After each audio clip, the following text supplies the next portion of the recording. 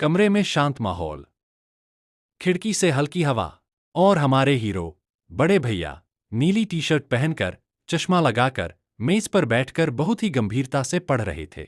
लेकिन उन्हें क्या पता था, पीछे दो छोटे छोटे शैतान, एक पीला टी शर्ट वाला भाई और एक गुलाबी फ्रॉक वाली बहन, आज उनका पढ़ाई वाला पूरा दिन पेपर प्लेन अटैक में बदलने वाले हैं। तो चलिए शुरू करते हैं।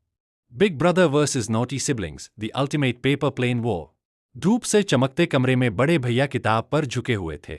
इतने ध्यान से पढ़ रहे थे कि अगर उनके पास बम भी फट जाए ना, तो शायद ये बस इतना बोलें, हूं।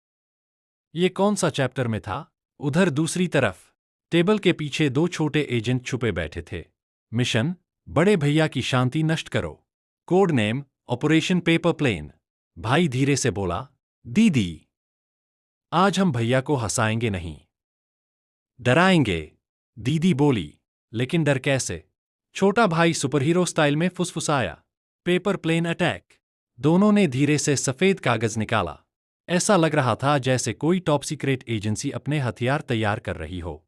भाई कागज मोड़ रहा था, कभी मुंह टेढ़ा करके, कभी आंखें बड़ी करके, कभी पेपर को ऐसे घूर रहा था जैसे वो बोल उठे, भाई, मैं उड़ूंगा नहीं, क्रैश हो जाऊंगा। आखिरकार प्लेन तैयार।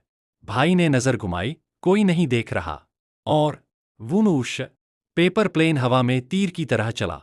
प्लेन जाकर बड़े भैया के पैरों के पास गिरा। भैया चौंक गए, चश्मा नीचे किया। हूं, ये किसने फेंका? उधर दोनों बच्चे ऐसे जम गए जैसे कोई पेंटिंग दीवार पर चिपकाई हो।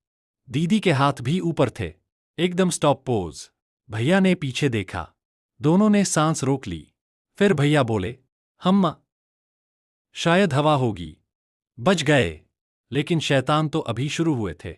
अब भाई ने दूसरे प्लेन की तैयारी शुरू की। इस बार बड़ा प्लेन, इतना बड़ा कि लग रहा था जैसे वो उड़ने नहीं, भैया के सिर पर लैंडिंग करने जा रहा है। भाई ने पूरी ऊर्जा से प्लेन फेंका। धड़ाम! इस बार सीधा भैया के सिर पर लगा। भैया, अरे! ये क्या था?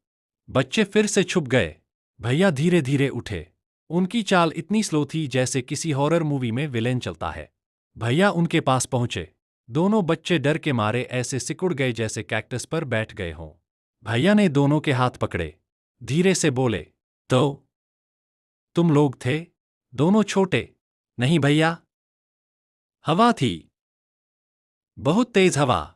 भैया ने नकली गुस्सा किया, टेढ़ी, होंठ दबे हुए, लेकिन अंदर से हंसी निकल रही थी। छोटा भाई तो सीधे भक्ति मोड में गया, हाथ जोड़कर बोला, हे भैया,